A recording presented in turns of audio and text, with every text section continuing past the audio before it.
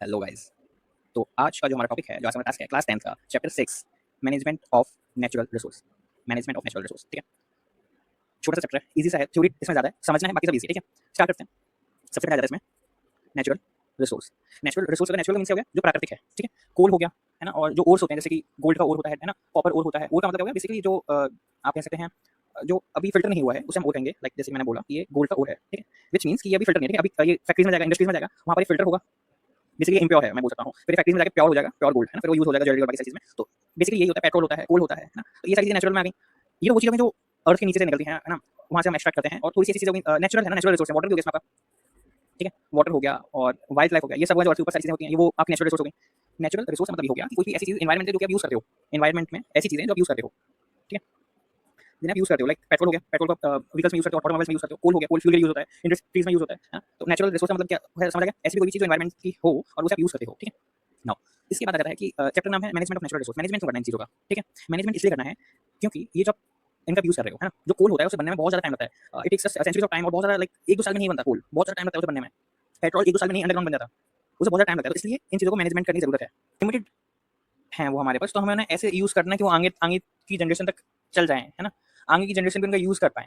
Okay, दूसरी चीज़ क्या है कि पहली चीज़ मैंने आपको बताया कि आगे की जनरेशन के लिए हमें यूज़ करना लिमिटेड है। दूसरा ये पॉइंट है कि जो आप इन्हें यूज़ करते हो, हमें देखो ये जो चीज़ें हैं ना, ये लिमिटेड है, तो ये शॉर्ट टर्म तक चलेंगी।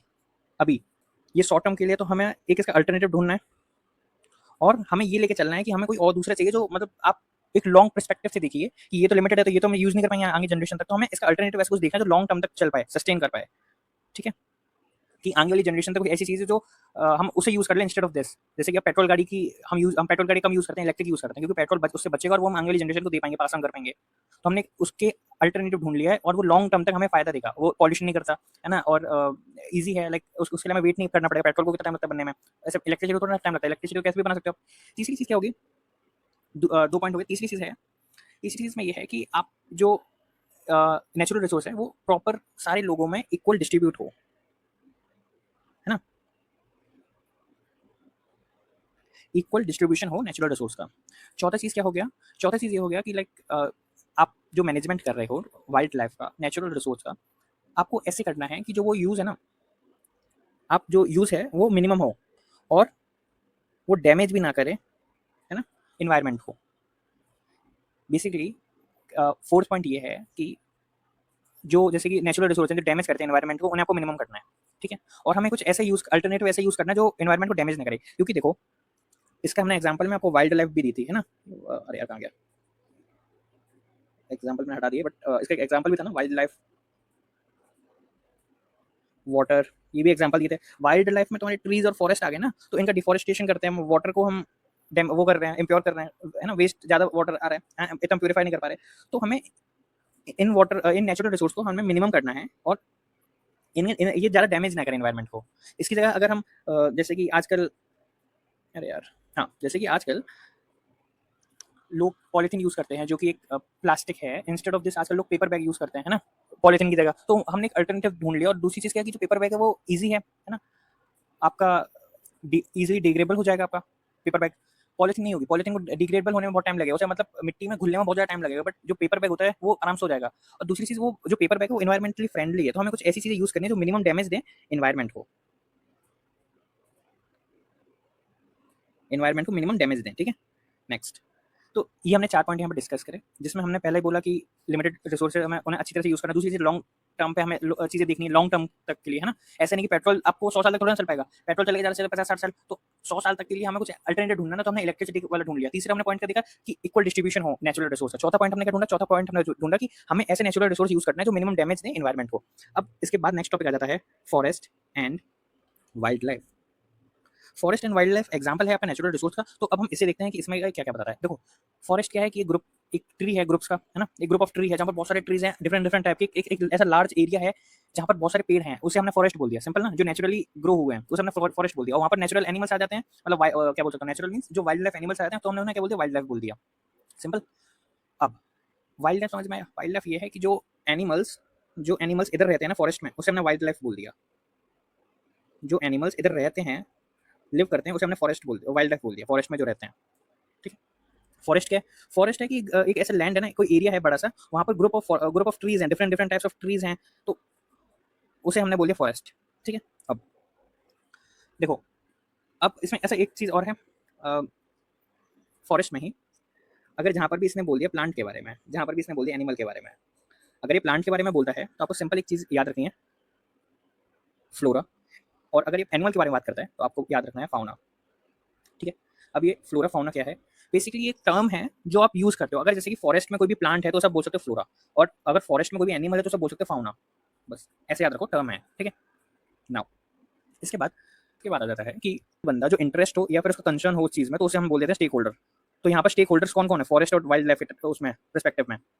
पहले मैंने बोला कि लोकल लोग, जो लोकल लोग हैं, लोकल पीपल्स। ठीक है। दूसरे मैंने बोला यहाँ पर, दूसरे मैंने बोला जो गवर्नमेंट के लोग होते हैं, फॉरेस्ट डिपार्टमेंट वाले। ठीक है। तीसरा मैंने बोला इंडस्ट्री वाले लोग।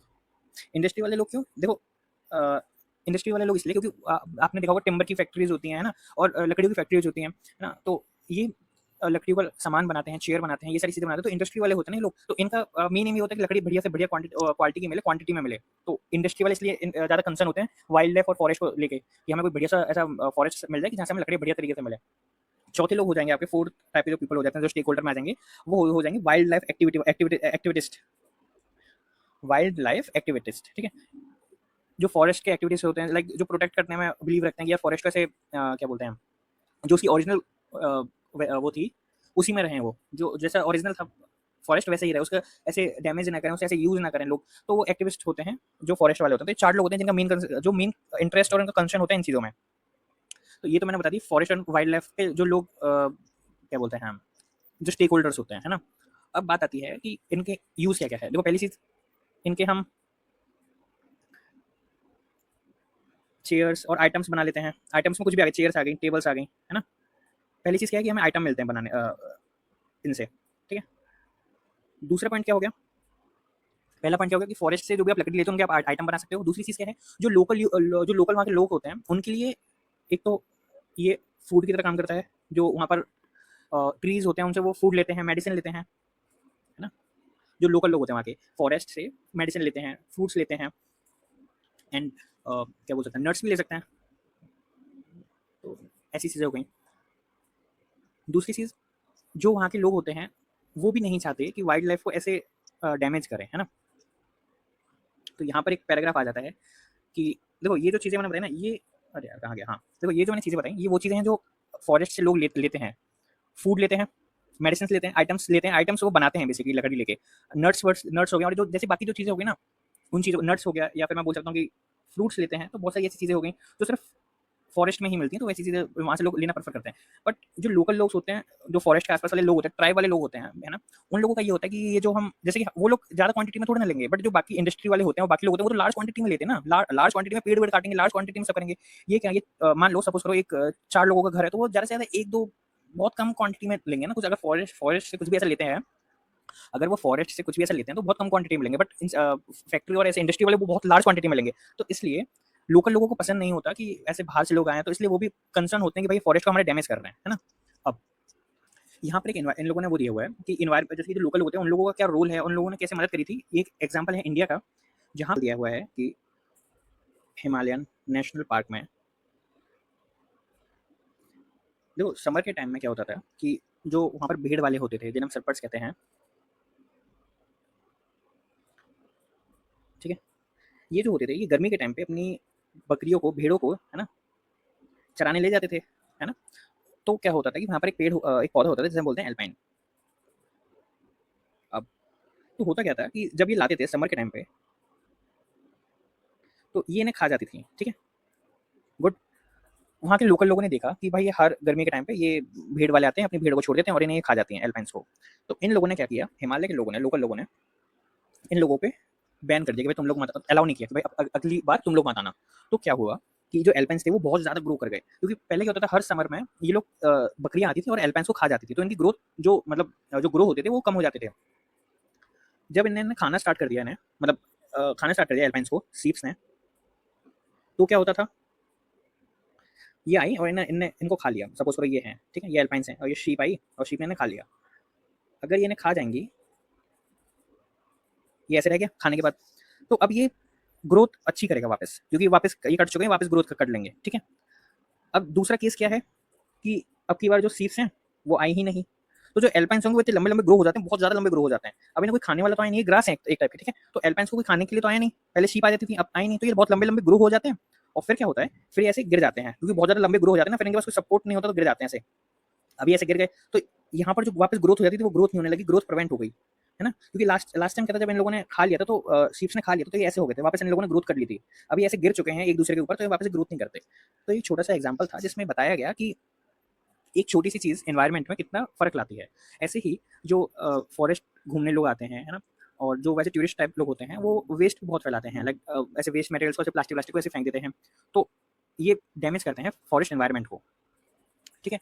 अच्छा, बट इनसे ज़्यादा तो जो डैमेज करता है वो होते हैं आपके इंडस्ट्रीज़ वाले, ठीक है। इंडस्ट्रीज़ वाले में मैंने आपको बताया कि वो टिम्बर की इंडस्ट्रीज़ लगाते हैं, है ना, टिम्बर बोल दो, और पेपर की इंडस्ट्री भी लगाते हैं। ये वो सारी चीज़ें हैं जो लकड़ी से वो बना लेते हैं। एक होता है लैक इंडस्ट्री। लैक क्या है, लैक इंडस्ट्री, लैक क्या है, लैक एक इंसेक्ट है, ठीक है। तो इसके कल्टीवेशन करते हैं। कल्टीवेशन का मीन्स क्या होगा कि एक इंसेक्ट है, उसे ले आए, उसकी प्रजाति बढ़ाते रहेंगे, और फिर जो लैक इंसेक्ट्स जो भी उसका फायदा होता है वो फायदा उठा लेते हैं, और जो बूढ़े होते हैं तो वो तो उन्हें मार देते हैं, और जो नए होते हैं उनसे आधों से ग्रोथ करवाते हैं, मीन्स उनकी रिप्रोडक्शन करवाते हैं, और आधे से उनका यूज़ करते हैं। तो ऐसे इनकी इंडस्ट्रीज बनाते हैं। तो ये सारी चीज़ें हैं जो इंडस्ट्री वाले यूज़ करते हैं। टिम्बर इंडस्ट्री होगी, पेपर इंडस्ट्री होगी, लैक इंडस्ट्री हो गई। अब इनका वो कैसे यूज़ करते हैं, अलग अलग चीज़ों में यूज़ करते हैं। जैसे कि जो ये हो गया आपका लैक इंडस्ट्री हो गया, इसका एक अलग यूज़ है। पेपर इंडस्ट्री, पेपर कॉपी वॉपी में बनाने में काम आ जाएगा। टिम्बर इंडस्ट्री, टिम्बर क्या होता है, लकड़ी होती है, उसका यूज़ अलग होता है ना। जैसे जो स्पोर्ट्स इक्विपमेंट्स होते हैं उनकी इंडस्ट्री होती है कि उनके लिए लकड़ी अलग से आती है, बैट के लिए अलग से लकड़ी आती है, स्टम्प्स के लिए अलग से लकड़ी आती है, तो वो वाली लकड़ियाँ लाते हैं ये लोग, है ना। नाउ इसके बाद एक आखिरी चीज़ आ जाती है, आ जाता है प्रोग्राम। प्रोग्राम कैसा कि लाइक आप पेड़ों से यूज़ कर रहे हो, इंडस्ट्रीज़ बना रहे हो, इतनी सारी चीज़ें कर रहे हो, उसे वेस्ट कर रहे हो, बट आपको उसे प्रोटेक्ट भी तो रखना है। तो वो प्रोटेक्ट क्यों रखना है, उससे हमें क्या फ़ायदा मिलता है, क्या ये सारी चीज़ें हैं, वो अब हम देखते हैं। पहली चीज़, इसे हम बोलते हैं सिविकल्चर, ठीक है। इसका मतलब क्या होता है, सिल्वी का मीन्स हो गया, वेट, इसका मीन्स होता है फॉरेस्ट लैटिन लैंग्वेज में। कल्चर मीन्स क्या हो गया, कल्चर करना, उसे बढ़ाना, उसकी कल्चरिंग करना, ठीक है। जैसे अभी हमने लैक इंडस्ट्री में देखा था, उसे जो कल्टीवेशन करते हैं इंसेक्ट्स का, तो अब हमें सिल्वी कल्चर हो गया कि मीन्स फॉरेस्ट का कल्टीवेशन करना, ठीक है, फॉरेस्ट को ग्रो करना और ज़्यादा बढ़ाना। तो इसकी यूज़, इसका फायदा क्या क्या है, देखो पहला फायदा ये है, जितना ज़्यादा फॉरेस्ट होगा, जितना बढ़िया फॉरेस्ट होगा, उतनी ज़्यादा आपको लकड़ी और ये सारी चीज़ें मिलेंगी, उससे इंडस्ट्रीज और ज़्यादा बढ़िया ग्रो करेंगी, ठीक है। लार्ज क्वांटिटी हो जाएगी लकड़ियों की, और मतलब बेसिकली आपको प्रोडक्ट और ज़्यादा मिलेगा, है ना, लकड़ियाँ और ज़्यादा मिलेंगी। दूसरी चीज़, जो फॉरेस्ट है वो इन्वायरमेंट में फायदा देगा, लाइक जो भी एयर पॉल्यूशन होता है उन चीज़ों को मेंटेन करेगा, बाकी सारी चीज़ें करेगा। प्लस दूसरा पॉइंट मैंने क्या बताया कि इन्वायरमेंट के लिए फायदेमंद होगा, ठीक है। तीसरा पॉइंट क्या हो गया, तीसरा पॉइंट ये हो गया कि ये वाटर साइकिल को मेंटेन करेगा, वाटर साइकिल को मेंटेन करेगा। चौथा पॉइंट क्या हो गया, वो वाटर साइकिल को मेंटेन, जो रेन आती है, जो रेन बनती है, उस चीज़ को मेंटेन करेगा। तीसरी चीज़ क्या होगी, सॉइल प्रिवेंशन, है ना, सॉइल एरोजन बोल सकते हैं, सॉइल एरोजन। तो जो लैंडस्लाइड होती है वो सारी चीज़ें नहीं होंगी। देन फ्लड से प्रिवेंट कर सकता है, जो बाढ़ आती है उससे प्रिवेंट कर लेगा, क्योंकि अगर ये होंगी तो बेसिकली क्या होता है, जो पेड़ होता है ना उसकी रूट्स ज़्यादा मजबूत होती है, तो वो पानी को होल्ड करेंगे, जिससे फ्लड और ये सारी चीज़ें नहीं आएंगी। इसके बाद जल्दी जल्दी से अब हम देख लेते हैं जो 3-4 केसेस दिए हुए हैं। देखो पहला केस दिया हुआ है केजरी केस, ठीक है।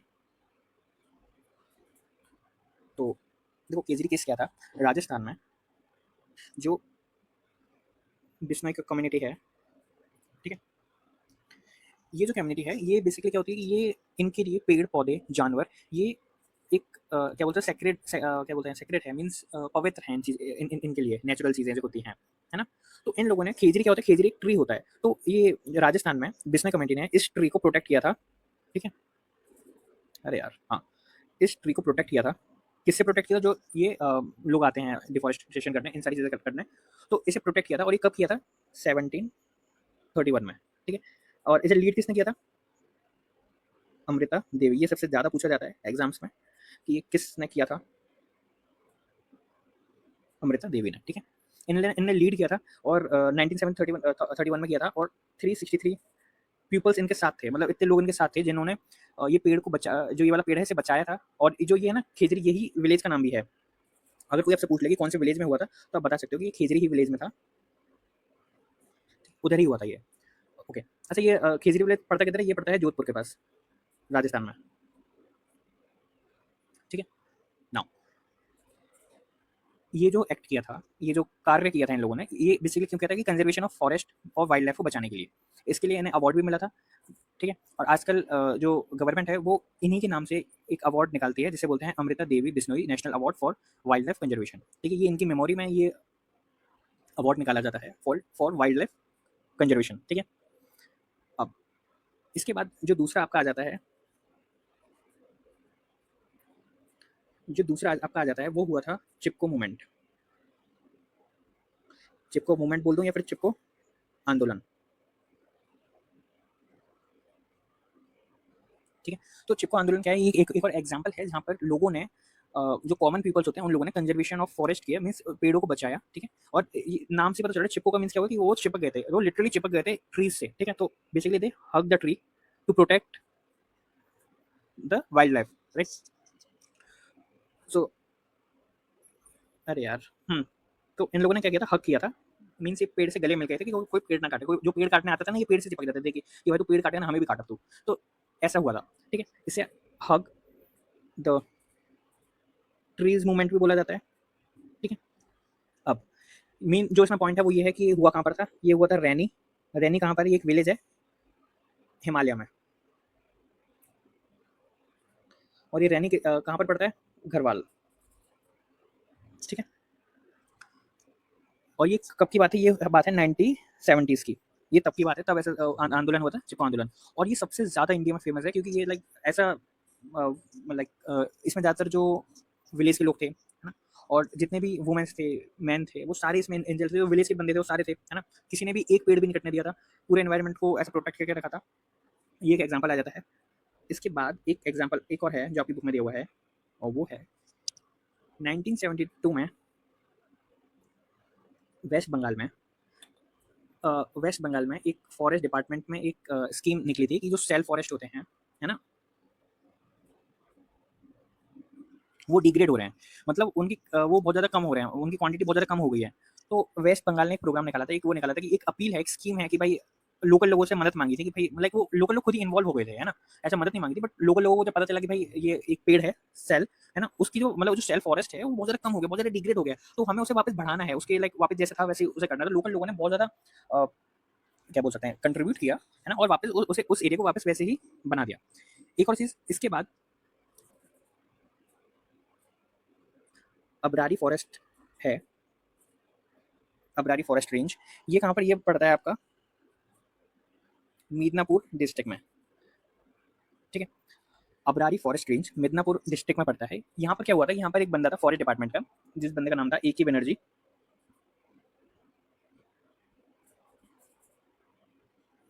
तो इस बंदे ने भी लोकल लोगों को और विलेजर्स को इन्वॉल्व किया था टू प्रोटेक्ट जो वहाँ का फॉरेस्ट था, सेल फॉरेस्ट ना, उसी को प्रोटेक्ट करने के लिए इस बंदे ने भी बहुत सारे विलेजर्स को लाइक इन्वॉल्व किया था, और इन लोगों ने प्रोटेक्ट किया था 1000 1272 हेक्टर का लैंड इन लोगों ने प्रोटेक्ट कर दिया था, ठीक है, जो कि बहुत ज़्यादा डिग्रेड हो चुका था, बहुत ज़्यादा बुरी हालत में था। इस बंदे ने और विलेजर्स की मदद में इन लोगों ने वापस उसे हार्वेस्ट किया, उसे सिल्वी कल्चर किया और प्रोटेक्ट किया उस फॉरेस्ट को। ऐसी ही जो एक्टिविटी होती हैं और जो पार्टिसिपेट करते हैं लोकल लोग, उनकी मदद से हमने ऐसे फॉरेस्ट बहुत सारे बचाए हैं, जिसमें ये वाला एग्जांपल था, जिसमें साल फॉरेस्ट हमने वेस्ट बंगाल में बचाया था, अबरारी फॉरेस्ट जो एरिया है वहाँ पर, ठीक है। तो अब यहाँ पर क्या है कि अब जब इन लोगों ने ये किया, इन लोगों ने वापस बहुत सारे पेड़ों को वापस लाइक उगाया और ये सारे किया, तो अब वहाँ पर जो पेड़ आते हैं बहुत ज़्यादा थिक होते हैं, बहुत ज़्यादा ग्रीन होते हैं, और ये विद इन 10 ईयर्स में ही इन लोगों ने लाइक ऐसा जो भी जो डिग्रेड हो रहा था सेल्फ फॉरेस्ट, उसे वापस इन्होंने उगाया, और 10 साल बाद देखा, 10 साल बाद पूरा हरा और एक बढ़िया सा फॉरेस्ट तैयार था वापस। तो ये लोकल लोगों की कुछ ऐसी मदद थी जो तो ये लोकल लोगों का ऐसा कंट्रीब्यूशन था लाइक कि जो लोकल लोग थे उन लोगों ने इन्वायरमेंट को अपना समझ के कंट्रीब्यूट किया और उसको प्रोटेक्ट किया, वाइल्ड लाइफ को। अब सबसे जो मेन थ्रेट है इन्वायरमेंट का, वो क्या लगता है आपको, वो हम ह्यूमंस खुद ही हैं। जो मेन थ्रेट है वाइल्ड लाइफ के लिए, वो क्यों, क्योंकि हम पहली चीज़ हंटिंग करते हैं वाइल्ड लाइफ की, एनिमल्स को हंट करते हैं, बर्ड्स को हंट करते हैं, है ना। तो इससे क्या होता है, इनकी जो स्पीसीज होती हैं वो बहुत कम क्वांटिटी में हो जाती है। पहले हम टाइगर को कितना ज़्यादा हंट करते थे, अब टाइगर की क्वांटिटी स्पीसीज कितनी कम रह गई हैं। ऐसे ही जो एनिमल्स होते हैं, जैसे कि स्नेक हो गया, स्नेक को आप काहे मार देते हो, क्रोकोडाइल को क्यों मार देते हो, उसकी स्किन आप लेते हो, उसके पर्स बनाते हो, है ना, उनसे आप शूज़ बनाते हो, ये सारी चीज़ें बनाते हो, और कुछ भी यूज़ कर सकते हैं ना, काहे उनकी स्किन की यूज़ करना। तो इससे क्या होता है कि वाइल्ड लाइफ को हार्म पहुँचता है, वहाँ की जो स्पीसीज होती हैं वो कम हो जाती हैं। अब इंडिया में इतने कम टाइगर्स और लॉयंस हैं कि हमें बाहर से मंगवाने पड़ते हैं टाइगर्स और लॉयंस। इनफैक्ट इंडिया का नेशनल एनिमल ही टाइगर है, बंगाल टाइगर है, जो कि खुद इतनी कम स्पीसीज है बची हैं उसकी। तो इसलिए ये किसकी वजह से, हंटिंग करने की वजह से। दूसरी चीज़, आप उन्हें क्यों ऐसे वो करते हो, क्योंकि ये जो एनिमल्स होते हैं इनका, इनसे आप फैंसी लेदर बनाते हो, गुड्स बनाते हो, तो और फिर ये जो फैंसी गुड्स होते हैं ये मार्केट में हाई प्राइस में बेचते हैं। तो इसलिए लोग इनकी हंटिंग करते हैं, है ना, और इन्हें किल करते हैं टू लाइक इनका गुड्स बनाने के लिए, ये मार्केट्स में अच्छे बिकेंगे, है ना। तो अपने प्रॉफिट के लिए लोग एनिमल्स को ऐसे मार देते हैं, वो कर देते हैं। इसके बाद क्या हमने इसके लिए कोई स्टेप उठाए हैं कि ये जो भी होता है, हंटिंग होती है, चीज़ें होती हैं, तो गवर्नमेंट ने वैसे बैन तो लगा रखा है कि हाँ भाई आप ऐसे हंटिंग नहीं कर सकते। वेट, है ना। अब ये इलीगल है कि आप ऐसे हंटिंग करते हैं, और अगर पकड़े जाते हैं तो लाइक जेल हो जाती है, लाइक सबको नहीं होती बट हो जाती है ऑब्वियसली, है ना। दूसरी चीज़ क्या है, पहली चीज़ है कि लाइक गवर्नमेंट ने बैन किया हुआ है, टोटल बैन किया हुआ है कि हाँ भाई अब ऐसा नहीं है कि आप किसी भी एनिमल को मार सकते हो, किसी किसी को मार सकते हो, किसी को भी नहीं मार सकते, है ना। और खासकर उन्हें तो कभी नहीं मार सकते जो एंडेंजर्ड हैं, जो बहुत ज़्यादा कम स्पीसीज है, उन्हें तो कतई नहीं मार सकते। तो दूसरा जो पॉइंट है वो ये है कि इन्हें आप आपने बैन तो कर दिया, है ना, हंटिंग करना, बट अभी भी जो जिनकी क्वांटिटी कम है, जो जिनकी स्पीसीज कम है, उन्हें आप कैसे प्रोटेक्ट करोगे। तो उनके लिए हम एक अलग से एरिया रख देते हैं, अलग से एक वाइल्ड लाइफ से रख देते हैं, जिसे हम सेंचुरीज बोलते हैं। बर्ड्स के लिए सेंचुरीज होती है, नेशनल पार्क होते हैं, है ना। तो हमने ये बना रखे हैं जिनमें इन लोगों को हम प्रोटेक्ट रखते हैं, national park and sanctuaries. Sanctuaries birds के लिए होता है, तो जैसे कि जो जहाँ पर बर्ड्स रह सकते हैं, है ना। अब तीसरा पॉइंट क्या हो गया, यहाँ पर जो गवर्नमेंट होती है, गवर्नमेंट डिपार्टमेंट होता है, वो इन चीज़ों पे पूरा सर्वे करती है फॉरेस्ट में हर साल, कि हर साल तो पता नहीं बट करती तो है भाई। तीसरा पॉइंट क्या होगा कि जो गवर्नमेंट होती है वो सर्वे करती है वाइल्ड लाइफ में, फॉरेस्ट में हर साल, कि कितनी क्वांटिटी है, कितनी पॉपुलेशन है अभी भी हर स्पीसीज की। हर स्पीसीज की हमेशा पॉपुलेशन देखी जाती है कि अब उस स्पीसीज की कितनी पॉपुलेशन है, अब उसकी स्पीसीज की कितनी पॉपुलेशन है। जैसे कि एक यहाँ पर ऐसे रैंडम फैक्ट है कि जो टाइगर्स होते हैं ना, उनकी पॉपुलेशन कैसे काउंट करी जाती है, उनकी काउंटेड पॉपुलेशन, या फिर उन्हें वैसे काउंट किया जाता है, या फिर उन्हें वैसे देखा जाता है, क्योंकि ज़्यादातर होते केव्स में रहते हैं। तो हम इन्हें इनके पैलेट्स मीन्स हो गए, जिनका वेस्ट होता है, थोड़ा प्यार की भाषा में बोलूँ तो जो इनकी पॉटी होती है, हम उनकी उन्हें देख के हम इनकी पॉपुलेशन का अंदाजा लगाते हैं। दूसरी चीज़, हम इनके जो चलने के जो उनके वो बनते हैं, पग बनते हैं, है ना, जो इनके चलने के कदम, क्या बोलते हैं, पदचिन्ह बनते हैं, उन पदचिन्हों को देख के हम इनकी पॉपुलेशन का अंदाजा लगाते हैं कि यहाँ पर ज़्यादा पैलेट्स हैं, यहाँ पर ज़्यादा वो हैं, तो इनकी यहाँ पर पॉपुलेशन ज़्यादा होगी। तो टाइगर्स का हम ऐसे भी अनुमान लगाते हैं, ठीक है। कभी कभी एनिमल्स हम एक फिक्स निकाल लेते हैं, कभी कभी हम अनुमान लगाते हैं अप्रॉक्स की शायद इतने होंगे, है ना। तो गवर्नमेंट ऐसे वो करती है। तो अगला पॉइंट क्या है, अगला पॉइंट ये है कि आपने कंजर्वेशन कर दिया, अलग से सेंचुरीज बना दी। अब क्या है कि जो अभी भी जो वैसे हैं एंडेंजर्ड हैं, उनके लिए क्या कर सकते हैं। जो एंडेंजर्ड हैं, जो एक्सटेंशन की कगार पे हैं, उन्हें बाकी एनिमलों के साथ नहीं रखते, उन्हें अकेला एक सेपरेट करके रखते हैं कि लाइक उन्हें कहीं से भी और ज़्यादा दिक्कत ना हो जाए, है ना। क्योंकि अगर वो और ज़्यादा एनिमल के साथ रहेंगे, समाओ अगर वो हंट होने लगे, फिर उन्हें और कुछ परेशानी होगी, बीमारियाँ होंगी, तो कैसे बचेंगे उन्हें। तो इसलिए उन्हें सबसे ज़्यादा और ज़्यादा अलग रखते हैं। जैसे कि कहीं कहीं पर आपने देखा होगा कि लाइन्स के लिए, टाइगर्स के लिए अलग ही शेल बना हुआ है, एक अलग ही एरिया बना हुआ है, वहाँ पर बाकी एनिमल्स अलाउड नहीं होते। तो ये स्पेशल इन्हें एक अलग से जगह दी जाती है। इसके बाद अगला आ जाता है कि जो गवर्नमेंट होती है, अब जो फॉरेस्ट कटते हैं, है ना, और ये सारी चीज़ें करते हैं, तो इन पे भी ये एक तरह से वो रखते हैं, ऑथराइज़ रखते हैं कि कितने पेड़ हर साल कटते हैं, है ना, और कितने हर साल उस जगह पे पेड़ वापस आ जाते हैं। वो सारी क्वांटिटी गवर्नमेंट रखती है कि भाई अब इस साल कितने पेड़ कटे, अगले साल कितने पेड़ आ जाएँगे, है ना। पूरी जो वो सारी चीज़ें होती हैं, वो एक मैनेजमेंट रखती है गवर्नमेंट भी अपने साइड से, कि कहीं वैसा ना हो कि ये यहाँ पर डिग्रेडेशन हो रही हो फॉरेस्ट की, कि यहाँ पर पेड़ अपने आप कटी जा रहे हैं ना, यहाँ पर फॉरेस्ट नहीं हो, तो मैनेजमेंट करके रखती है गवर्नमेंट भी कि फॉरेस्ट ऐसे पूरी तरह से खत्म ना हो जाए। इसके बाद वाटर फॉर ऑल एक टॉपिक आ जाता है, जिसमें है कि अब अपने वाइल्ड लाइफ के बारे में बात करिए, अब हम बात करते हैं वाटर के बारे में। तो वाटर के बारे में ये है कि वाटर फॉर ऑल का मीन्स क्या हो गया कि वाटर फॉर ऑल, इसका मीन ये हो गया कि जो भी आप वाटर लेते हो, है ना, उसकी देखो कहीं कहीं पर पानी की कमी है, एक्चुअल में कमी है, कहीं कहीं पर पानी इतना अबंडेंस में है ना, तो हमें पानी को ऐसे मैनेज करके चलना कि हर जगह पे इक्वल डिस्ट्रीब्यूट हो, है ना, सबको एक इतना पानी तो मिले कि भाई वो अपना दिन का पूरा गुजार कर पाए। कहीं कहीं पर पानी की हकीकत में बहुत सारी कमी है, तो उसके लिए हमें मैनेजमेंट करना पड़ता है, और हर लाइक जैसे रिवर्स हो गई, लेक हो गया, यहाँ से तो कोई इतना पानी नहीं लेता जैसे पहले के टाइम पे लिया जाता था, है ना। पॉन्ड्स हो गए, ओशियंस हो गए, वेल्स हो गए, अब यहाँ से इतना कोई पानी थोड़ा ना लेता, बट इन्हें हमें मेंटेन करके तो चलना है ना, इन्हें हमें देखना तो है कि ये पॉल्यूटेड तो नहीं हो रहे, है ना, ये है कि नहीं है, और जो ग्राउंड वाटर है वहाँ वो धीरे धीरे कम हो रहा है, तो हमें वो भी देखते हुए चल रहा है। और जैसे धीरे धीरे तुम देखोगे कि जो इंडिया में है, और वैसे नॉर्मली इन जनरली रेन अब कम होती है, और होती है तो फिर फायदा है, क्योंकि रोड है तो अंडरग्राउंड पानी जाते हैं, तो अंडरग्राउंड पानी की हद में कमी है, तो उसके लिए हमें पूरा एक मैनेजमेंट एक पूरी स्ट्रेटेजी बना के चली है कि जो रेन वाटर है वो स्टोर भी हो, है ना, अंडरग्राउंड भी जाए, है ना। और ये जो लेक वेक है वो एक, जैसे पहले के टाइम पे बहुत सारी लेक बनी रहती थी, है ना, अब क्या है, अब पूरी लेक खाली रहती है समर के टाइम पे। गर्मियों के टाइम पे जो तालाब वाला होते हैं वो सूख जाते हैं, पहले नहीं होते थे, है ना। पहले के तालाब थोड़े से एटलीस्ट पानी तो रहता था, तो रहती नहीं है, पूरे सूख जाते हैं, वो कब वापस होते हैं जब बारिश आती है, और बारिश भी कभी कभी आती है। और जैसे कि जो सिटीज होती है वहाँ पर बारिश आती है, तो फिर फायदा क्या है, जैसे कि आप देखो मुंबई में आती है, हर साल बाढ़ आ जाती है, हर साल, मतलब मैं बचपन से देखता आ रहा हूँ, अभी तक गवर्नमेंट ऐसा कुछ नहीं किया, ड्रेनेज सिस्टम नहीं किया। एक प्रॉपर ड्रेनेज सिस्टम होगा तो अंडरग्राउंड भी वाटर जाएगा, जिसे हम वाटर हार्वेस्टिंग कहेंगे, है ना, कि अंडरग्राउंड भी वाटर जाए, अंडरग्राउंड जो वाटर है वहाँ पर भी सप्लाई हो। एटलीस्ट अगर अंडरग्राउंड वाटर रहेगा तो आप वो सबसे प्योर फॉर्म ऑफ वाटर होता है इन नेचुरल, अगर मैं देखूँ तो वहाँ से ले सकते हो। तो वाटर फॉर ऑल का मीन्स यही हो गया। अब इसमें 3-4 पॉइंट्स आ जाते हैं, जिसमें देखो अब ऐसा क्या है कि हमें ऐसा करना है कि सब जगह पे पानी डिस्ट्रीब्यूट हो, तो हमें वो जो डिमांड है लोगों की वो हमें मीट करनी है ना, जितने लोगों को पानी चाहिए उतना हमें देना है, तो हम वो कैसे कर सकते हैं। देखो प्रॉब्लम क्या आती है, पॉपुलेशन बढ़ रही है, ठीक है, कंटिन्यूस बढ़ती जा रही है। दूसरा क्या चीज़ है जो पॉइंट आ जाता है कि अब वेजिटेशन वैसे सफिशिएंट हमें करनी है ना, मीन्स जब को खेती बाड़ी करनी है वो भी करनी है, तो उसके लिए ग्राउंड में नमी होनी चाहिए, ग्राउंड में वाटर होना चाहिए, है ना, तो अंडरग्राउंड वाटर भी हमें स्टोर करना है। तीसरा पॉइंट क्या जाता है कि जो क्रॉप है, कल्टीवेशन है, इन चीज़ों के लिए भी हमें वाटर की जरूरत होती है। जैसे जो चावल की खेती होती है, चावल की खेती में सबसे ज़्यादा पानी लगता है, तो उसके लिए भी हमें पानी की बहुत ज़्यादा जरूरत है। चौथा पॉइंट क्या होगा कि हमें जो सीवेज ट्रीटमेंट प्लांट होते हैं, इंडस्ट्री का वेस्ट होता है, उसे भी हमें रिड्यूस करना है, और उसे जो सीवेज होता है उसका जो वेस्ट होता है उसे हमें पूरा ट्रीटमेंट करना है। जो मैंने आपको लास्ट चैप्टर में बताया था कि सीवेज ट्रीटमेंट प्लांट होते हैं जो सीवेज के वाटर को पूरा प्योरीफाई कर देते हैं, फिर वो रिवर में ट्रांसफर होता है। तो हमें वैसे और ज़्यादा प्लांट बनाने चाहिए, है ना, जो इंडस्ट्री के वेस्ट से हमें और ज़्यादा कम करना चाहिए, और डायरेक्ट हमें रिवर में नहीं फेंकना चाहिए, क्योंकि वो इतना गर्म पानी होता है वो सीधे रिवर में जाते हैं, जो रिवर की एक्वेटिक लाइफ होती है वो डैमेज हो जाती है, और प्लस जो इतना गर्म पानी सीधे रिवर में जाएगा, आसपास का जो एरिया होगा वो भी कंटेमिनेटेड हो जाएगा, और वहाँ की जो सॉइल होगी वो और ज़्यादा खराब हो जाएगी। इसके बाद आप फोर्थ पॉइंट आ जाता है कि फोर्थ पॉइंट आपका आ जाता है कि लाइक जो हमारा लाइफस्टाइल है वो भी हमें अपना मेंटेन करके चलना है, कि आपको जरूरत नहीं है कि आपको 6 बाल्टी लगे एक बंदे को नहाने के लिए। ट्राई करो कि एक बाल्टी में भी आप नहा लो, और इनफैक्ट आधी बाल्टी में भी आप नहा लो, तो अपनी एक ऐसा जैसे कि आप ब्रश कर रहे हो, पानी खुला हुआ है, खुल ही जा रहा है ना, मतलब खुला हुआ है वो बहती जा रहा है, तो वो भी आपको अपनी तरफ से भी खुद भी आपको अपना लाइफस्टाइल चेंज करने के, आप भी अपना अगर आपसे थोड़ा सा हो सके तो आपको पानी बचाना है अपनी तरफ से, तो वो एक मैनेजमेंट हो गया। अब गवर्नमेंट ने क्या किया, देखो गवर्नमेंट ने क्या किया, गवर्नमेंट ने अपनी तरफ से डैम्स बनाए हैं, है ना, जिसमें पानी स्टोर होता है। लाइक मैं जैसे कि ये डैम है तो यहाँ पर पानी स्टोर होगा, फिर यहाँ से पानी जाएगा, और फिर यहाँ से इलेक्ट्रिसिटी बन जाती है ना, वैसे मोटर लगा देते हैं तो यहाँ से इलेक्ट्रिसिटी बन जाती है, और फिर इलेक्ट्रिसिटी आपके घर में आ जाएगी। तो ये डैम्स ऐसे लोग बना देते हैं, इससे एक तीर से 2-3 निशान हो जाते हैं। पहली चीज़ तो उस एरिया का कल्टीवेट, उस एरिया की सॉइल बढ़िया हो जाती है कि यहाँ पर इतना सारी नमी पानी है। दूसरी चीज़ पानी एक लार्ज क्वांटिटी में स्टोर हो जाएगा। तीसरी चीज़ इलेक्ट्रिसिटी बन जाती है, तो बहुत सारे फायदे हैं डैम्स के। दूसरी चीज़, अच्छा डैम्स में अगर कोई पूछे कि इंडिया में कौन कौन से डैम है, तो आपको एक एग्जाम्पल याद रखना जो आपकी बुक में दिया हुआ है, वेट,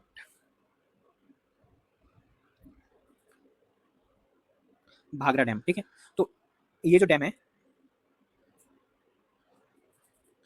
ये सतलज रिवर पे बना हुआ है, और ये कहाँ, तो जो भाखड़ा डैम है वो सतलज रिवर पे बना हुआ है, और ये कहाँ पर है, पंजाब में, ठीक है। तो डैम का आप समझ पाए, इसमें जैसे रिवर होती है, रिवर को आप एक ऐसा स्टोर हाउस है जहाँ पर जो रिवर का पानी है वो स्टोर हो जाएगा। इसके बाद आपका आ जाता है, अब यहाँ पर देखेंगे कि डैम्स के फायदे क्या क्या हैं। सपोज करो ये डैम है, पहला पॉइंट क्या है कि जैसे कि मैंने यहाँ से निकाल दिया था, है ना, यहाँ से पानी जाएगा, यहाँ पर पानी स्टोर है, तो साइड से एक कैनल निकाल दो।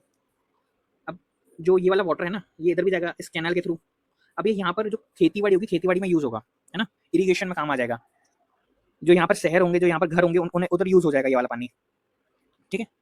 और इलेक्ट्रिसिटी में तो काम हो ही रहा है, ठीक है। और चौथी चीज़ क्या होगी कि यहाँ से जो स्टोर भी हो रहा है, जो मैनेजमेंट है वाटर का वो भी हो रहा है। तो यहाँ पर 4 पॉइंट हमने क्या क्या बताया, electricity, storage of water, agriculture में काम आ रहा है, और जो वहाँ के लोकल घर वर है वहाँ पर भी पानी बढ़िया पहुँच रहा है। तो ये 4 फायदे हो गए डैम्स के।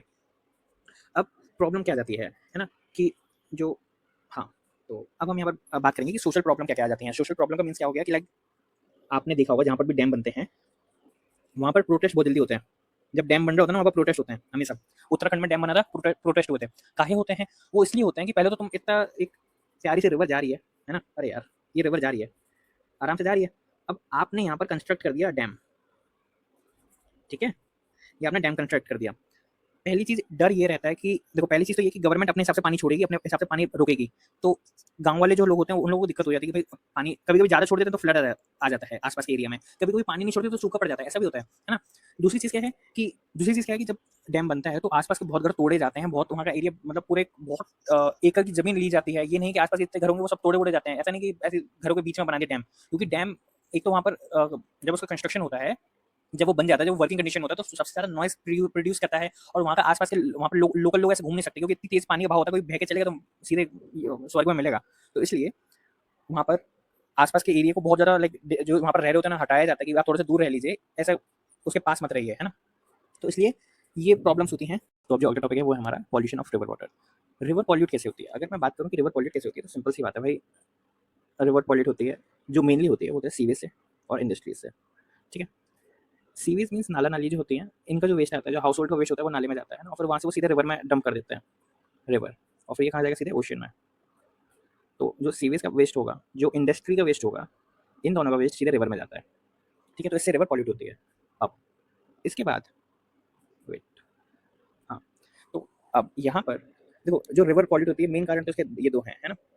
वैसा बाकी भी ले सकते हो, कि जैसे कि जो सीवेज जो रिवर होती है, जैसे कि सपोज करो ये रिवर है गंगा, है ना।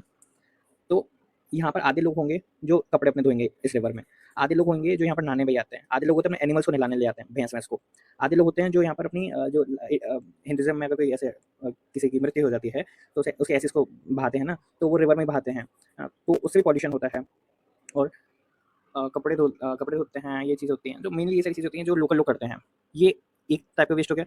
दूसरे टाइप का वेस्ट मैंने आपको इंडस्ट्री वाला बताया, तीसरे टाइप का मैंने वेस्ट आपको बताया जो सीवेज ट्रीटमेंट, जो सीवेज से आता है। तो ये 3 टाइप का वेस्ट हो गया जो मेनली बेसिकली रिवर्स में डाला जाता है। इनसे नुकसान क्या है? देख भाई, पहली चीज़ क्या है, जो वहाँ पर फिश होंगी, जो वहाँ के एक्वाटिक एनिमल्स होंगे, उन्हें प्रॉब्लम होगी कि जो ये हार्मफुल चीज़ें हैं, ये इनकी लाइफ को डैमेज करेंगे, जिससे इनकी जान को खतरा है, टॉक्सिसिटी। और पहली चीज़ तो एक्वाटिक लाइफ को खतरा है, जो यहाँ पर फिशेस होती हैं, और मैं बोल सकता हूँ कि जो यहाँ पर प्लांट्स होते हैं, जो एक्वाटिक प्लांट्स होते हैं, उन्हें भी नुकसान पहुँचाएगा ये, ठीक है। ये चीज़ तो डैमेज कर ही रहा है। साथ के साथ ये है कि रिवर जो ये इतना सारा मैंने वेस्ट निकाला ना, ये टॉक्सिक होता है बहुत, स्पेशली इंडस्ट्री वाला। इतना ज़्यादा इंडस्ट्री का जो वेस्ट होता है ना भाई, वो इतना गर्म पानी होता है ना, वो तुम सीधे रिवर में डाल दो तो जो यहाँ पे एक्वाटिक एनिमल्स होते हैं, जैसे कि फिशेज हो गए, तो इनका क्या हाल होता होगा। इतना गर्म पानी सीधे इनके पास जा रहा है, तो ये तो सीधे ऑन द स्पॉट डेड हो जाते हैं, मर जाते हैं, है ना। तो ये इन चीज़ों को प्रिवेंट करने के लिए, इन चीज़ों को रोकने के लिए क्या क्या हम कर सकते हैं। देखो, पहली चीज़ तो अगर मैं बात करूँ कि जो आपकी बुक में एग्जाम्पल दिया हुआ है कि जो आपकी रिवर है गंगा, ठीक है, रिवर गंगा, जो कि अप्रोक्सीमेटली 2500 किलोमीटर इतनी लंबी है ये, और ये कहाँ से स्टार्ट होती है, Gangotri to bay of Bengal, और बे ऑफ बंगाल में भी किधर, जिसे हम बोलते हैं गंगा सागर, है ना। ये किधर है, गंगोत्री हिमालय, ठीक है। और जो मैं बता रहा हूँ गंगा सागर, ये किधर है, ये है bay of Bengal, bay of Bengal, ठीक है। तो ये आपका पूरा इसका हो गया गंगा का।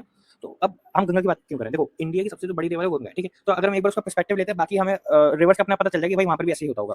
तो यहाँ पर भी जो मैंने बताया, यहाँ पर भी इन लोगों ने यही बताया कि जो गंगा रिवर है उसमें भी ये वाली सारी चीज़ें होती हैं जो मैंने आपको भी बताया, ठीक है।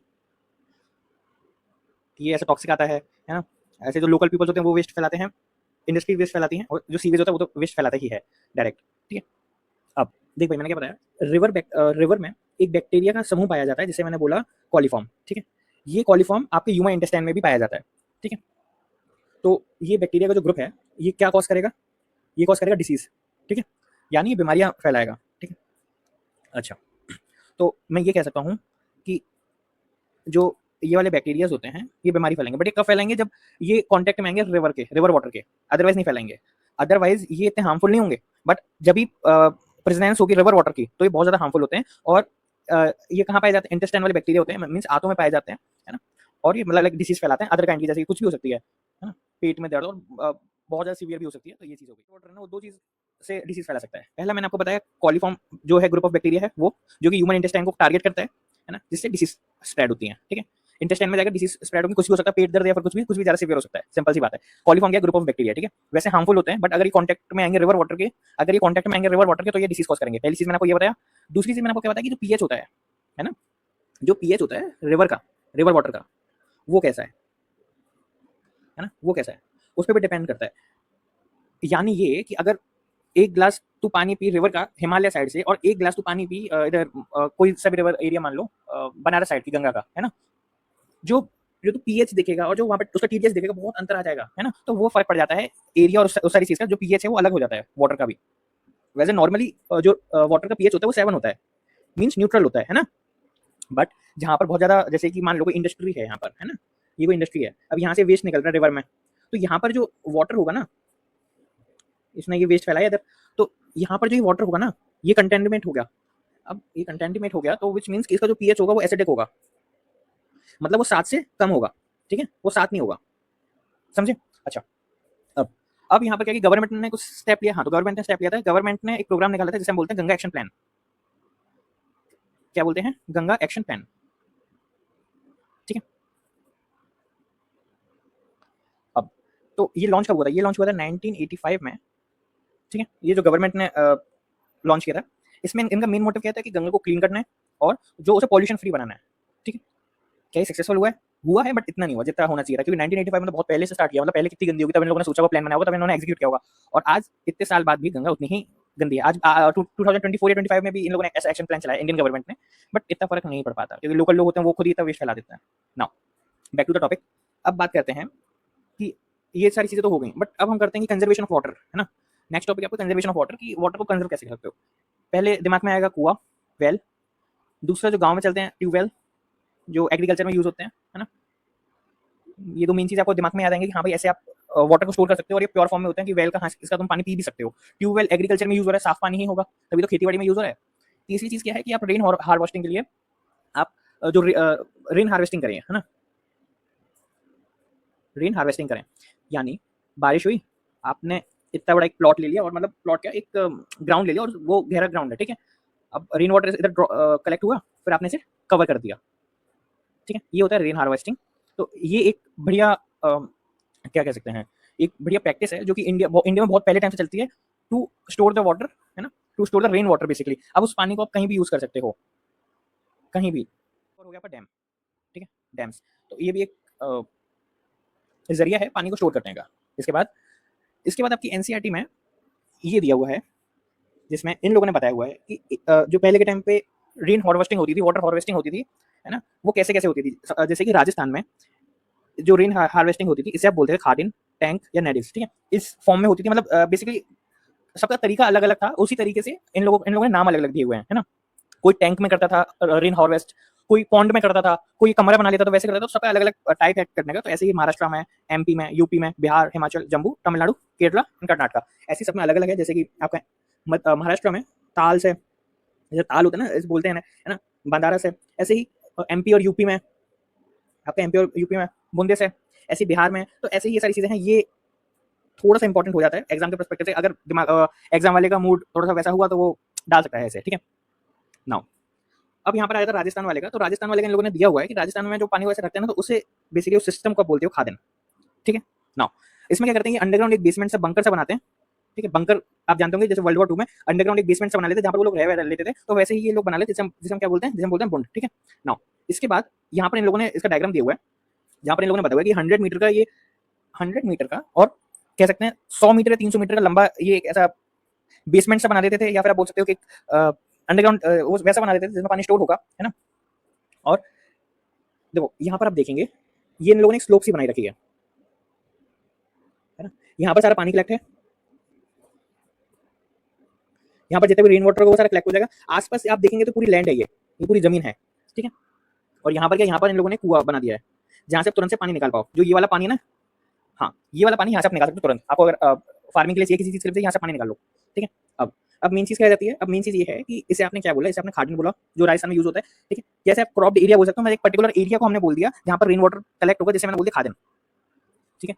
दूसरी चीज ये क्या है, बुंड। इसका मतलब क्या होता है कि स्लोप सा बना देते हैं, जिससे मतलब जितना भी रेन वाटर होगा ना, वो सारा, जैसे कि यहाँ पर जो पानी होगा, है ना, तो वो यहाँ पर स्लाइड होकर सीधे इसमें अंदर चले जाएगा, ठीक है। अच्छा, मेन क्या है कि इसमें इसका डायग्राम की ये चीजें याद रखनी है कि इसको क्या बोला है, ठीक है। इसे क्या बोला, उसे क्या बोला, इन सारी चीजों को आपको याद रखना है कि इन चीजों को क्या बोलते हैं।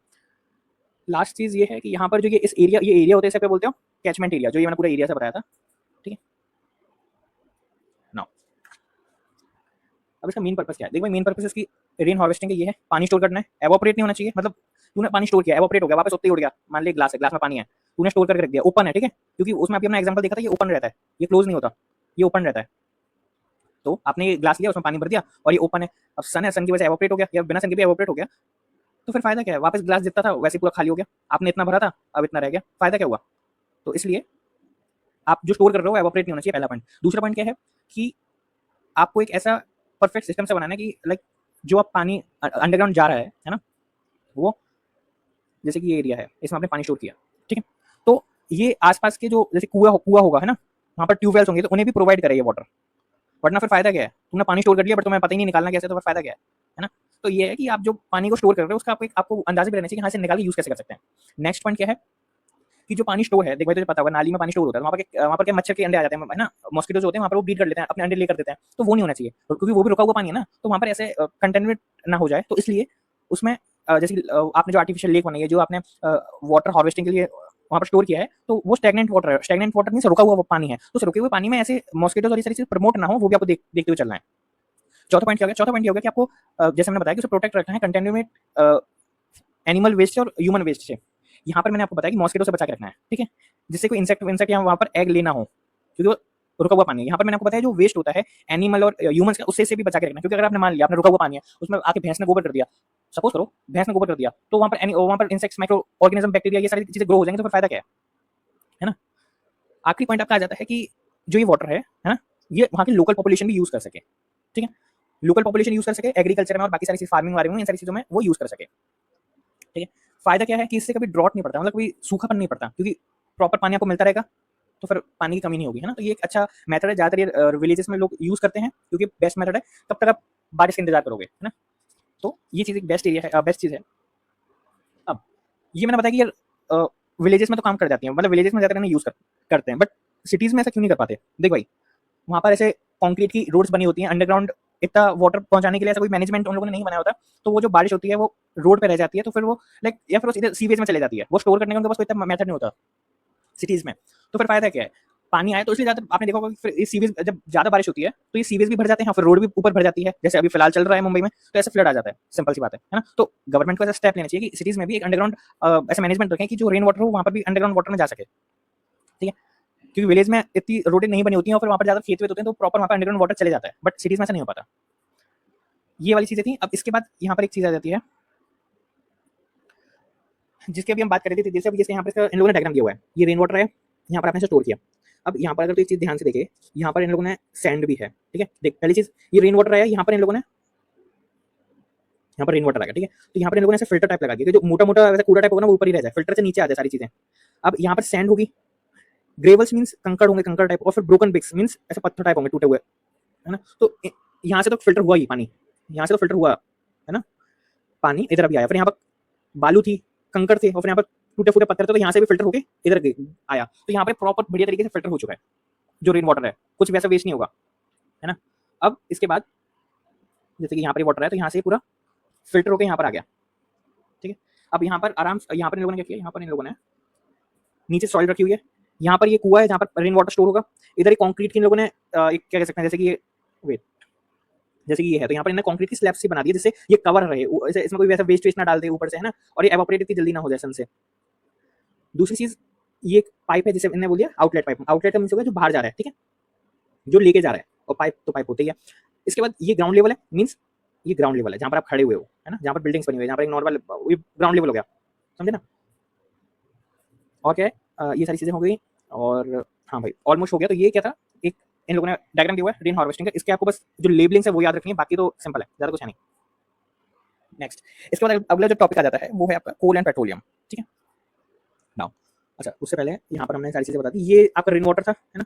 और कुछ है क्या? हाँ, यहाँ पर एक चीज एक और है छोटी सी, कि जो ये ट्यूबवेल है ना, तो इसका डायमीटर कितना होगा, 1 मीटर, है ना, और ये 3 मीटर डीप होगा, यानी 1 मीटर डायमीटर है इसका, गोल 1 मीटर है ये, ठीक है, और 3 मीटर डीप है ये, ऐसा है, समझे। तो ये चीजें हो गई। अब नेक्स्ट टॉपिक पे आते हैं जो कि है आपका coal and petroleum, coal and petroleum, ठीक है। नाउ देख भाई, पहली चीज, दोनों चीजें फॉसिल फ्यूल है। फॉसिल फ्यूल मतलब कि इतनी जल्दी प्रोड्यूस नहीं उत्पन्न नहीं हो सकती, इतनी जल्दी बन नहीं सकती, तो ये बनती कैसे है, अंडरग्राउंड जो होता है, अंडरग्राउंड में जो फॉसिल्स होते हैं उनसे बनती है ये, ठीक है। अब पहली चीज नेचुरल रिसोर्स है, एग्जांपल मैंने आपको स्टार्टिंग में बताए थे इनके, है ना, ये नेचुरल रिसोर्स हैं दोनों। दूसरी चीज, फ्यूल में काम आते हैं दोनों, पेट्रोल और कोल। तीसरी चीज, कोल ज्यादातर इलेक्ट्रिसिटी बनाने में काम आता है, ठीक है। इलेक्ट्रिसिटी भी कैसे, जैसे कि कोल से आप थर्मल पावर प्लांट जो होता है उसमें कोल यूज होता है टू जनरेट इलेक्ट्रिसिटी। पेट्रोल आपका ट्रांसपोर्टेशन में यूज होता है, मोटर व्हीकल्स में, पेट्रोल डीजल, है ना, ये सारी चीजें हो गई। इसके बाद इसके अलग टाइप्स भी हैं थोड़े से, जैसे कि कैरोसिन, एलपीजी, है ना। ये दोनों क्या है, ये भी पेट्रोलियम से निकलते हैं, पेट्रोलियम, राइट, पेट्रोलियम से ही पेट्रोल निकलेगा, डीजल निकलेगा। पेट्रोलियम पेट्रोल नहीं है, पेट्रोलियम अलग चीज है, पेट्रोल अलग चीज है, पेट्रोलियम से पेट्रोल निकलता है, ठीक है। नाउ पेट्रोलियम में आपके आ जाएंगे पेट्रोल, डीजल, कैरोसिन, एलपीजी, ठीक है। एलपीजी का फुल फॉर्म क्या हो गया, एलपीजी का फुल फॉर्म हो गया आपका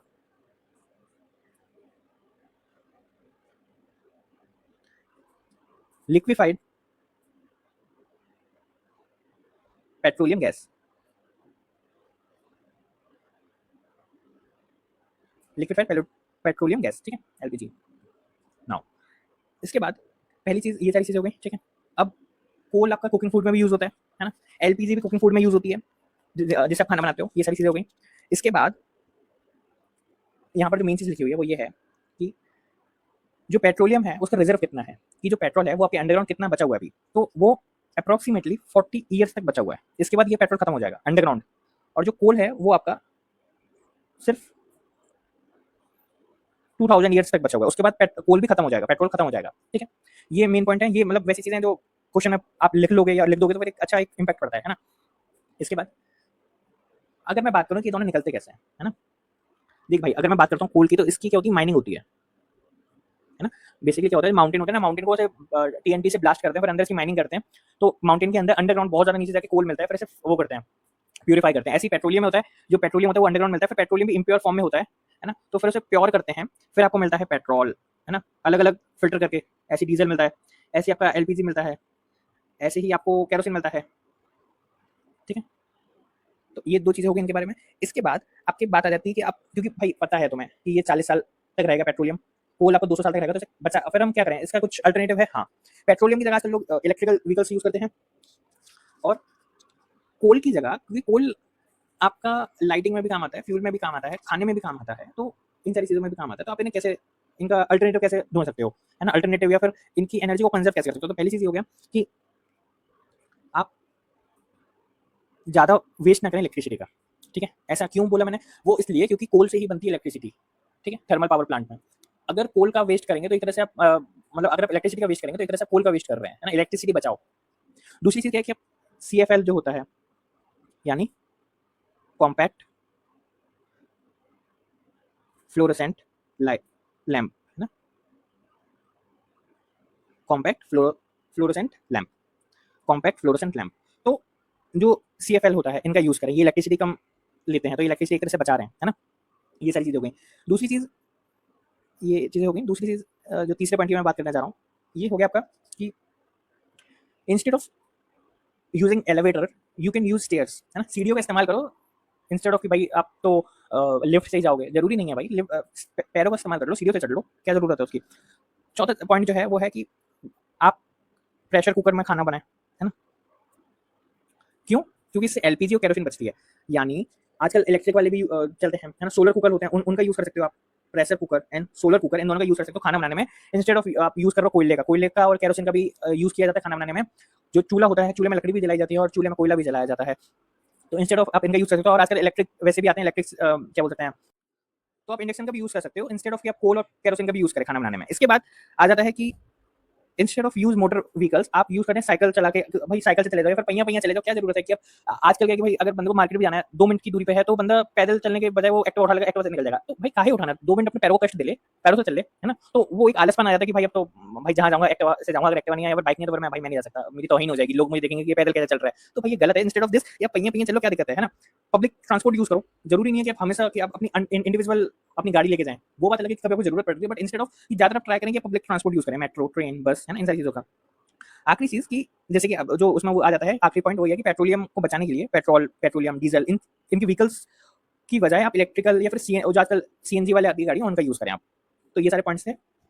इसके बाद आपका आ जाता है कि जो कोल होता है, पेट्रोलियम होता है, इनसे कैसे पॉल्यूशन फैलता है ना, इनसे पॉल्यूशन कैसे कॉज होता है। देख भाई, जो कोल होता है और पेट्रोलियम होता है, ये मैंने बताया कि आपको अंडरग्राउंड में मिलता है ना, ठीक है, ये अंडरग्राउंड मिलता है। बट ये मिलता कैसे है, बहुत सदियों पहले जो डायनासोर्स थे या फिर जो ऐसे एनिमल्स हैं जो मर चुके हैं, तो उनकी बायोमास से, है ना, उनकी बायोमास से जो वो लाइक ऐसे डिजोल्व हो चुके हैं, तो उनसे वो ये कोल बन जाता है, उनसे पेट्रोल बन जाता है, ठीक है। फिर उसका फिल्टर करके यूज कर लेते हो, सिंपल। नाउ इसके बाद ये तो हमने बताया कि बनते कैसे हैं पेट्रोल और ये, तो फिर ये इतनी जल्दी नहीं बन सकते, इन्हें बनने में लगता है बहुत ज़्यादा टाइम, ठीक। अब इनमें मैंने बताया कि एनिमल्स का क्या बोलते हैं, डेड एनिमल्स होते हैं ना, तो एनिमल्स के मिनरल्स होते हैं इनमें, जैसे कि कार्बन, हाइड्रोजन, सल्फर, नाइट्रोजन, है ना, ये सारे एलिमेंट्स होते हैं इनमें, है ना। और वही फिर यूज होते हैं कि आपके पेट्रोल वेट्रोल में और जलाने वालाने में, इन सारी चीज़ों में यूज होता है। तो जब ये जलते हैं ना, तो क्या प्रोड्यूस होता है, जब ये जलते हैं तो प्रोड्यूस होता है CO2, कार्बन डाइऑक्साइड, और वाटर भी प्रोड्यूस होता है, जब कुछ जलता है ना तो पानी भी निकलता है, बट बहुत कम क्वांटिटी में निकलता है तो पता नहीं चलता। CO2 ज़्यादा क्वांटिटी में निकलता है। सल्फर डाइऑक्साइड निकलती है, सल्फर डाइऑक्साइड निकलती है, और आपका नाइट्रोजन ऑक्साइड निकलती है, नाइट्रोजन ऑक्साइड निकलती है। तो ये सारी चीज़ें हो गई। अब ये जो है ना, ये मैंने आपको जरूरत है। और एक और जो मेन इंपॉर्टेंट खतरनाक चीज़ है वो CO, कार्बन मोनोऑक्साइड, वो भी निकलती है मैम। अब देख भाई बताऊँ बात क्या है, जो ये CO है ना, ये तो सबसे ज़्यादा डेंजरस होती है। अगर एक बार ये किसी बंदे ने इनहेल कर ली, ये गाड़ियों में से निकलती है, जो व्हाइट और जो गाड़ियाँ व्हाइट और काला धुआं निकलती है उनमें से निकलती है। अगर ये समहाउ निकल गई और आपने इनहेल कर ली, तो मतलब आपने बहुत देर तक ऐसे इनहेल कर लिया समथिंग, एक दो मिनट तक, तो आपको सांस लेने में प्रॉब्लम हो जाएगी, है ना। और क्योंकि इसकी जो एफिनिटी होती है वो ऑक्सीजन से भी ज्यादा होती है, यानी अगर जो लंग्स हैं, लंग्स को ऑक्सीजन मिलेगी, CO2 मिलेगी और कार्बन मोनोऑक्साइड मिलेगी, तो लंग्स सबसे पहले कार्बन मोनोऑक्साइड लेना प्रेफर करेगा इंस्टेड ऑफ CO2 और O2। समझे, कि वो कहेगा कि मुझे तो CO चाहिए, मुझे ऑक्सीजन नहीं चाहिए, तो वो CO से बाइंड कर लेगा। तो जब आप सांस लोगे ना, तो आपके साथ ज्यादा ऑक्सीजन भी रही है, CO भी जा रही है, बट फिर बॉडी जो होगी ना, बॉडी इंटेक कर लेगी CO को, और CO होती है डेंजरस, और फिर वो डिसीज कॉज कर देती है और बहुत सारी हार्म करता है लंग्स को, तो इसलिए डेंजरस होती है। इसके बाद ये सारी चीजें हार्मफुल हैं, ठीक है। इधर एनसीईआरटी में आ जाता है कि इन लोगों ने जो गैस, जो मैंने आपको बताया, कार्बन डाइऑक्साइड है ना, सल्फर डाइऑक्साइड, तो इनका वो क्या है, ये कितनी हार्मफुल है, इनका क्या नेगेटिव इफेक्ट आता है, वो यहाँ पर लिखा हुआ है। पहली चीज जो डाइऑक्साइड है ना, मैंने SD लिख दिया है। तो जो सल्फर डाइऑक्साइड होती है ना, ये लंग्स में होते हैं, ब्रोंकियस, है ना। देख भाई मैं बता देता हूँ, ये जैसे कि लंग्स है तेरा, ठीक है। अब लंग्स में ऐसे, ये लंग्स ही तो है तेरा, तो इस वाले पार्ट को मैंने बोल दिया ब्रोंकस, है ना, ब्रोंकाइटस। इसके अंदर एल्वुलाई भी आती है, जो सबसे छोटी होती है। तो ये आपकी ब्रोंकस हो गया। तो ब्रोंकस जो होता है ना, वैसे मुझे ज़्यादा नीचे तक नहीं ले जाना चाहिए था, बट हाँ, तो ये आपका लंग्स हो गया। अब ब्रोंकस हो गया आपके यहाँ तक, ठीक है। मैं ज़्यादा नीचे क्यों नहीं ले जा रहा, नीचे हैं आपके एल्वुलाई, एल्वुलाई से छोटे होते हैं। तो ये ब्रोंकस होते हैं ना, ब्रोंकस को ये अटैक करते हैं और डैमेज पहुंचाते हैं, उससे डिसीज कॉज होती है। तो इसलिए सल्फर डाइऑक्साइड एक हार्मफुल है, ठीक है। ये रेन वाटर में मिक्स हो जाती है, डिजोल्व हो जाती है, ये रेन वाटर में डिजोल्व हो जाती है और क्या करती है, एसिड रेन, ठीक है। अब अगर कोई पूछे इसके बाद, जैसे सल्फर डाइऑक्साइड के बारे में बताया, ऐसे ही नाइट्रोजन ऑक्साइड है, वो भी अटैक करती है आपकी ब्रीथिंग सिस्टम को, और ये भी कॉज करती है एसिड रेन, ठीक है। ये भी डैमेज पहुंचाएगी आपके लंग्स को, और ये भी कॉज करेगी एसिड रेन, ठीक है। इसलिए जो पहली बारिश होती है, जैसे बोलते हैं पहली बारिश मॉनसून की, या फिर जो भी पहली बारिश होती है वो एसिड रेन होती है, क्योंकि उनमें ये चीजें होती हैं, ये ऊपर एनवायरमेंट में चली जाती हैं। फिर जब जो प्रोसेस होता है रेन का, तो जब बादल आते हैं, बादल इन्हें कलेक्ट कर लेते हैं, फिर जब बारिश होती है ना, तो इनके ये भी उन्हीं के साथ आते हैं, तो ये एसिड रेन होती है। इसमें अगर तुम नहा लिया तो तुम्हारी तबीयत बहुत बढ़िया तरीके से खराब होने वाली है ना, बढ़िया तरीके से खराब होने वाली, बुखार आ जाता है और बाकी सारी चीजें हो जाती हैं, और डिसीज भी आपको कॉज हो सकती है। तो इसलिए पहली बारिश में अवॉइड करो नहाना, कभी भी मत नहाओ। अगर समाओ भीग चुके हो तो घर पे आके वापस नहा लो, इसलिए बोला था कि बारिश से आके तुरंत नहाना चाहिए, इसलिए, ठीक है। कि अगर समाओ आपकी बॉडी में थोड़े से ये टॉक्सिन्स आ भी गए हो तो साफ हो जाएंगे, अगर बॉडी के ऊपर कपड़ों पे आ गए हो, इसलिए। इसके बाद जैसे कि मैंने आपको बताया, सल्फर डाइऑक्साइड, नाइट्रोजन ऑक्साइड। अब बात आती है CO की, कार्बन मोनोऑक्साइड। इसके बारे में आपको पहले भी बता चुका हूँ, वापस बता देता हूँ। पहली चीज, ये पॉइजनस है, यानी जहरीली है। दूसरी चीज कि जो ये कार्बन मोनोऑक्साइड होती है ना, इसकी एफिनिटी बहुत ज्यादा होती है। मतलब ये आपका लंग्स है, ठीक है, यहाँ पर ऑक्सीजन है, यहाँ पर कार्बन मोनोऑक्साइड है, यहाँ पर CO2 है। अब लंग्स से कहा जाता है कि भाई कौन सी गैस लेगा तू, तो वो उसे लेनी चाहिए थी ऑक्सीजन, बट वो ले लेता है कार्बन मोनोऑक्साइड, क्योंकि उसे ये ज्यादा पसंद होती है, बट ये काम की नहीं होती। तो फिर फायदेमंद क्या है ना, अगर इसे इनहेल कर लेगा कार्बन मोनोऑक्साइड को और ऑक्सीजन को नहीं करेगा, तो कार्बन मोनोऑक्साइड मालूम क्या करता है, वो ब्लड स्ट्रीम में जाता है, यानी खून की नली में जाता है, और जो रेड ब्लड सेल होते हैं ना, उन्हें रोक देता है कि वो ऑक्सीजन ना लें, सिर्फ तुम मुझे लो, है ना, ऑक्सीजन को नहीं लो, ऑक्सीजन को वो मना करता है। और आपकी बॉडी को ऑक्सीजन चाहिए होती है एनर्जी के लिए, कार्बन मोनोऑक्साइड नहीं चाहिए होती है ना। तो इसकी एफिनिटी भी बहुत ज्यादा होती है। एफिनिटी का मतलब ये होगा कि जो लंग्स है वो सबसे ज्यादा प्रेफर और पसंद किसे करेगा लेना, कार्बन मोनोऑक्साइड को, ऑक्सीजन को इतना प्रेफर नहीं करता, इसलिए ये डेंजरस होती है। इसलिए अगर इसे तुम ले लोगे तो फिर ये बॉडी से बहुत मुश्किल से निकलेगी वापस, पॉइजनस होती है। और दूसरा, रेड ब्लड सेल्स को मना कर देती है कि तुम ऑक्सीजन को मत लेना। तो जैसे क्या, जैसे अगर थोड़ा सा सफोकेशन सी हो जाएगी, और सीवियर केस में डेथ भी हो जाती है, अगर आप इसे 1-2 घंटे तक ले लो तो डेथ हो सकती है। इसके बाद आता है CO2। CO2 पॉइजनस तो नहीं है, बट इसका जो दूसरा वो है, ये ग्रीन हाउस गैस है। ग्रीन हाउस गैस का मतलब है कि गर्मी ट्रैप कर लेती है, जो सनहीट होती है उसे ट्रैप कर लेती है। इसलिए जो ग्रीन हाउस होते हैं, जहाँ पर टमाटर और इन लोगों की खेती की जाती है, तो वहाँ पर ये वाली गैस भी होती है, CO2, क्योंकि ये गर्मी रोक लेती है, सनहीट। तो ये सनहीट रोक रही है, तो ग्लोबल वार्मिंग कॉज करने में इसका एक अहम भूमिका है, ठीक है। ये सारी चीजें हो गई। इसके बाद RRR आ जाता है, RRR, यानी पहला आर होता है रीयूज के लिए, है ना, रिड्यूस के लिए। दूसरा आपका आर जो होगा, पहले रिड्यूस के बारे में बात करते हैं ना। रिड्यूस का मीन्स क्या हो गया कि आप जो वेस्ट है उसे रिड्यूस कर रहे हो, यानी मैंने आपको बताया कि आप रिड्यूस कर रहे हो, जैसे कि पेट्रोल की गाड़ी नहीं यूज कर रहे हो, आप इलेक्ट्रिसिटी की गाड़ी यूज कर रहे हो, आप कोल का यूज नहीं कर रहे खाना बनाने में, आप सोलर कुकर का यूज कर रहे हो खाना बनाने में, तो आपने रिड्यूस किया। दूसरा आपका आ जाता है रिसाइकल।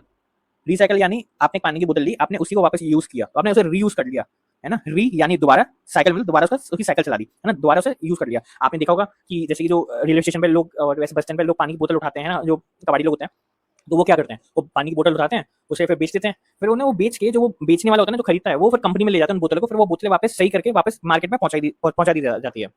वापस वो बोतलें लेके मार्केट में पहुंचा दी जाती है कंपनी के थ्रू, है ना, वापस मार्केट में पहुंचा देते हैं, वापस फिर उन्हें बेची जाती है। तो ऐसे रिसाइकल होता है, इसे रिसाइकल बोलते हैं। इसके बाद जो आखिरी आ जाता है वो आपका हो जाता है रिड्यूस, रिसाइकल, रीयूज। यानी री मतलब दोबारा, री माने दोबारा, है ना, यूज मतलब दोबारा उसको यूज करना है, एक ही चीज को दोबारा यूज करना, दो बार यूज करना। सपोज करो आपके घर पे नमकीन का पैकेट आया, या फिर नहीं कुछ अच्छा बोलते हैं, सपोज करो आपके घर पे कोई बोतल आई, है ना, उसमें कुछ था, सपोज करो कुछ सॉफ्ट ड्रिंक थी, है ना, आप आपने वो पी ली, ठीक है, सॉफ्ट ड्रिंक थी, आपने पूरी खत्म कर ली, अब वो बोतल खाली है, तो आप क्या करोगे, आप उसमें पानी की बोतल भर, उसमें पानी भर दोगे और फिर उसे पानी की बोतल की तरह यूज करोगे, तो आपने क्या किया, उसका रीयूज किया, है ना। तो इन 3 आर से क्या होता है, इन 3 आर से आप क्या एक अपनी तरफ से इनिशिएटिव लेते हो कि हाँ भाई हम भी थोड़ा सा योगदान कर देते हैं एनवायरनमेंट को प्रोटेक्ट करने में। तो इस आर से इसके बाद हम इस चैप्टर की समाप्ति करते हैं। चैप्टर बड़ा था बट इसका भी अंत था, है ना, तो हमने खत्म कर दिया। आशा करता हूँ कि तुम्हें समझ आया होगा ये, है ना। वैसे तो वन शॉट है, पूरा चैप्टर समराइज कर दिया, मेन पॉइंट मैंने सारे बता दिए जिनसे क्वेश्चन आएंगे, सारे इंपॉर्टेंट पॉइंट्स इसमें। अगर तुम्हें कुछ लगता है कि ये चीज रहेगी या फिर ये चीज और एलोबरेट करके बंदे को बताना चाहिए, तो मुझे बता सकते हो, मैं उसका शॉर्ट बना के डाल दूंगा या फिर उसके अगली वीडियो में से बता दूंगा, एक्सप्लेन कर दूंगा, ठीक है। तो आज के लिए इतना ही, होप करता हूँ तुम्हें समझ आया होगा, एंड बाय, टाटा, बाय।